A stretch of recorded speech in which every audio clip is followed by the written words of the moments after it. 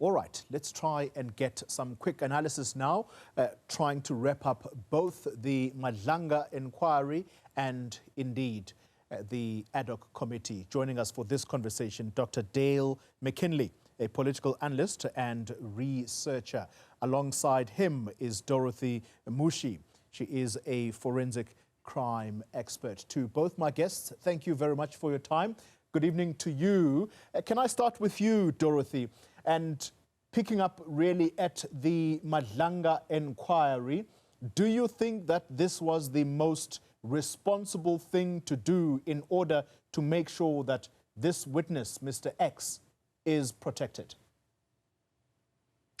Yes, I think it was the right thing to do, given the high spate of discomfort and distrust in the criminal justice system. It is important that whistleblowers are given protection, including witnesses, because we live in a state where there is easy victimization and intimidation of witnesses. So it being in camera does in actual fact work in the favor of someone who wants to give evidence. There will be no intimidation and they'll be able to do that comfortably within closed doors.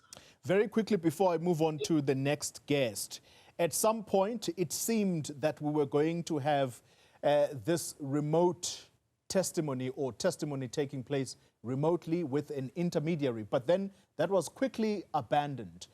We know in South Africa that we have the so-called grabber listening devices. Do you think that it's possibly the reason why that was abandoned, because someone somewhere could potentially blow the cover of this witness? Well, it's not necessarily that, it is possible that someone could be able to blow the cover of the witness, and there's very limited ways in which to prevent such. So I think with the decision that was taken, it was in the best interest of any witness that was scheduled to give evidence at the Madlanga Commission. Dr. McKinley, let's come to you. Your assessment of what has taken place today, I'd like for us to get into at least some of the detail at the Madlanga inquiry, because we now have forensic evidence where we've got text messages that are going on between the head of the Hawks sitting in KwaZulu-Natal with Mr. Matlala. This is someone who sits in jail right now. And this is a police officer, a very senior police officer. What does that tell us about just how compromised some of our police officers are? Yeah, good afternoon, Chloe, and to your viewers as well. Listen, it's no surprise, to tell you the honest truth. I think that we've become quite immune in some ways to the state of SAPS, to the sad state of things. Because if one looks back, 10, 15 years even, going all the way back to the disbandment of the Hawks and the political interference that happened then, we've had a series of problems, not only institutionally with the organization of SAPS, but with individual players. I mean, Bluli, the list is quite long, and in KZN it's even more so because of the political killings, which of course a lot of this Madlanga Commission is going to be centered on, and that task team. So what it tells us is we have a crisis. We have a crisis within SAPS of capacity. We have a crisis of competence. And we also have, I think, a crisis of trust with the public, because we've become, I think, so used to these stories and these, revelations of corruption, of mismanagement, of factionalism and everything else, that I think a large majority of our population no longer believes that SAPS is able to do the job. So whoever it is, if it's the general in KZN or the general in Gauteng or the national commissioner or whoever it is, they all have a case to answer. And what we're seeing play out in front of us is them fighting amongst themselves. Let's stay with the theme of senior police officers who appear, I'm not going to say vulnerable, because it is very clear that they are not only playing along, but they also benefiting. But in this instance, can I bring into the equation, I'm still with you, Dr. McKinley, the character Shadrack Sibiya. This is the suspended Deputy National Commissioner who has no problem taking information, and clearly this is high level or top secret information. And this information, though, its source is a civilian. And the parliamentarians are saying, did you not have a problem being warned by a civilian that crime intelligence is on to you? And I don't know what you made of his response. We're not at the point where the parliamentarians have made up their minds about whether or not General Sibiya is compromised, but just based on his responses, his demeanor, and the way he's pushing back against some of the line of questioning, what is your sense?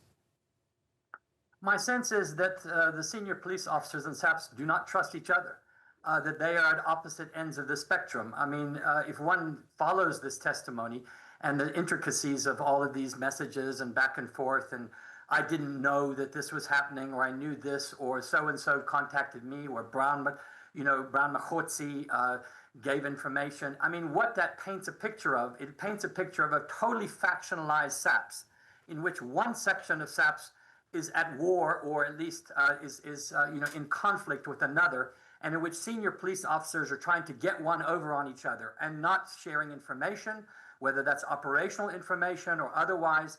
And this is what it tells us, that what we've got on our hands is as a result of 10 or 15 years of political manipulation of SAPS, of cater deployment, of not paying attention to who's right for what particular job, that we have a police services that is now not able to do its job because it's more concerned with what the other side of SAPS is doing and who's getting dirt on whom, as opposed to actually servicing the public. Dorothy Mmushi, let's come back to you, and we'll keep this conversation going until the parliamentarians come back, because they've taken a comfort break. Let me stay with General Sibiya.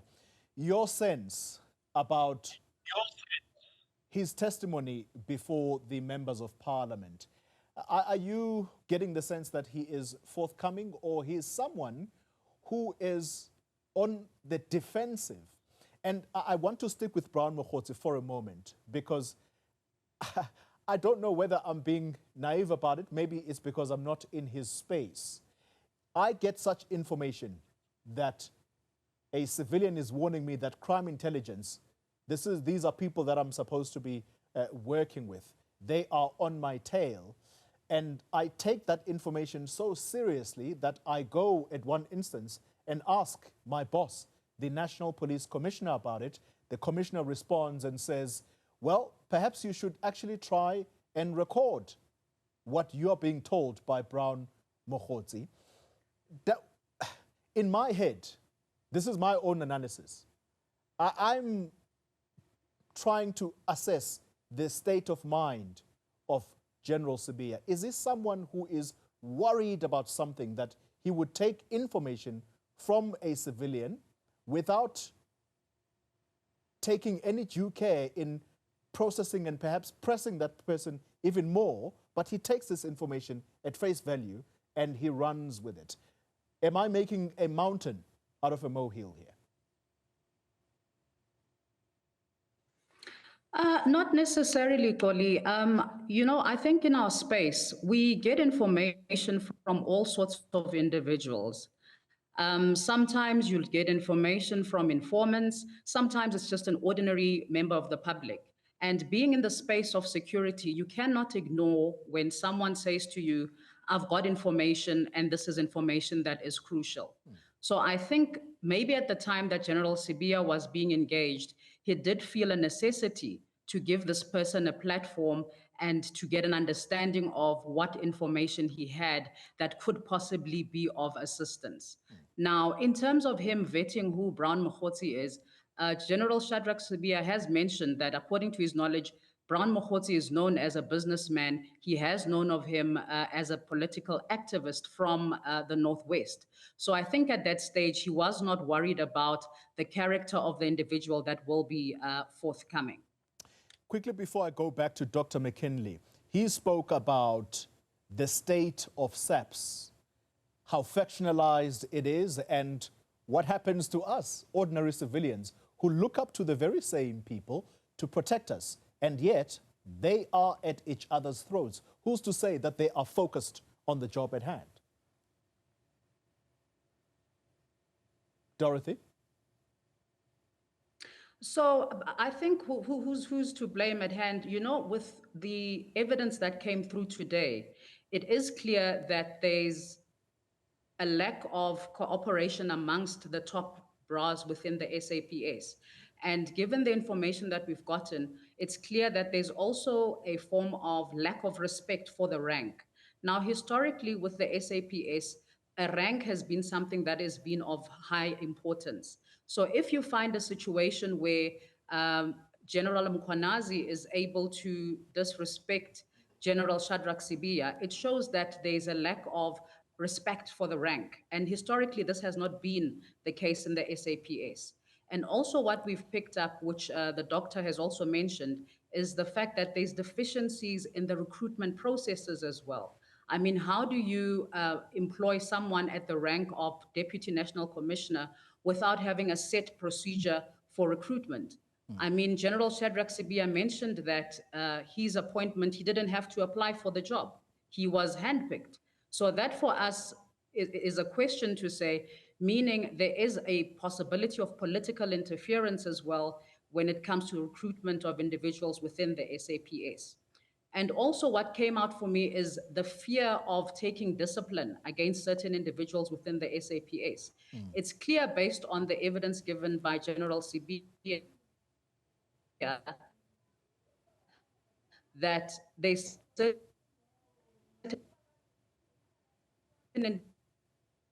Oh, we're losing that connection to Dorothy Mmushi. I'm really sorry. Hopefully she'll come back. Dr. McKinley, let's come to you for a moment. I see, Ms. Mmushi, you are back. Do you want to just finish that last thought? We lost you there for a moment. Okay, yeah, my thought also was with regards to vetting within the SAPS. Yes. I mean, it's been mentioned that there is a lack of capacity to vet individuals within the SAPS. So that does bring about a bit of public distrust. It means we have South African Police Service officers out there who are doing their job, but they are not vetted to be in those positions. So for us as the public, it means, can we still be able to trust the police to do what is expected of them? This is actually a major risk for national security as well, because if you've got a security force that's not vetted, who are we putting the trust of law enforcement to? Let's come to you, Dale McKinley, and I want to talk about the... All right. Well, I'm told that the inquiry, the ad hoc committee, is back now. I apologize. I really wanted to get you back. I apologize. We'll hopefully talk a little bit later. Dr. Dale McKinley and Dorothy Mmushi.